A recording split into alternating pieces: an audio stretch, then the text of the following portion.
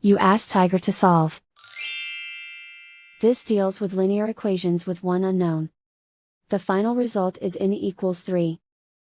Let's solve it step by step. Simplify the expression.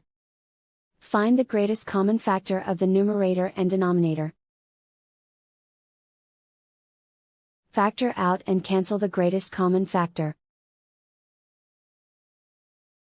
Swap sides.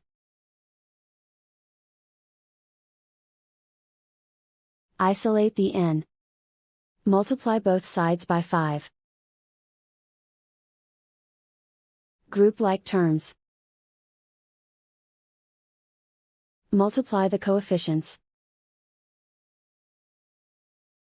Simplify the fraction. Multiply the fractions. Simplify the arithmetic. And so the final result is n equals 3.